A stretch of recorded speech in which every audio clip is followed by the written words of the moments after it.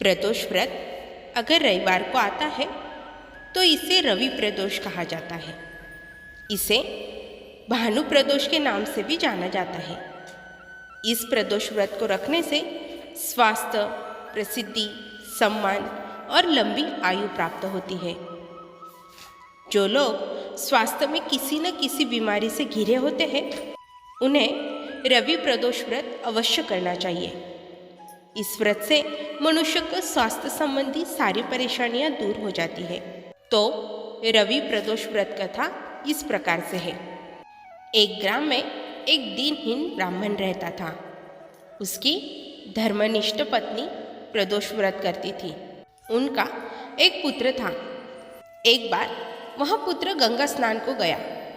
दुर्भाग्यवश मार्ग में उसे चोरों ने घेर लिया और डराकर उससे पूछने लगे कि उसके पिता का गुप्त धन कहाँ रखा हुआ है। बालक ने दीनतापूर्वक बताया कि वे अत्यंत निर्धन और दुखी है। उनके पास गुप्त धन कहाँ से आएगा। चोरों ने उसकी हालत पर तरस खाकर उसे छोड़ दिया। बालक अपनी राह हो लिया।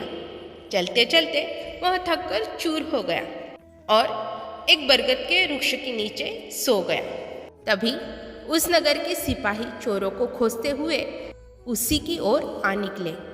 उन्होंने ब्राह्मण बालक को चोर समझकर उसे बंदी बना लिया और राजा के सामने उपस्थित किया।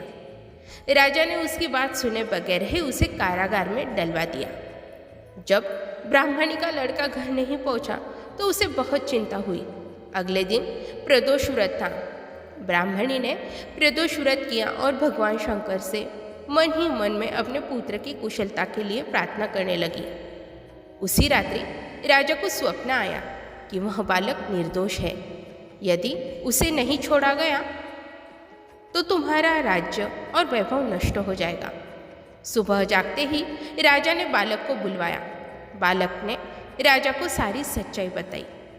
राजा ने उसके माता पिता को दरबार में बुलाया और उन्हें भयभीत देख राजा ने मुस्कुराते हुए कहा, तुम्हारा बालक निर्दोष और निडर है। तुम्हारी दरिद्रता के कारण हम तुम्हें 5 गांव दान में देते हैं। इस तरह ब्राह्मण आनंद से रहने लगे।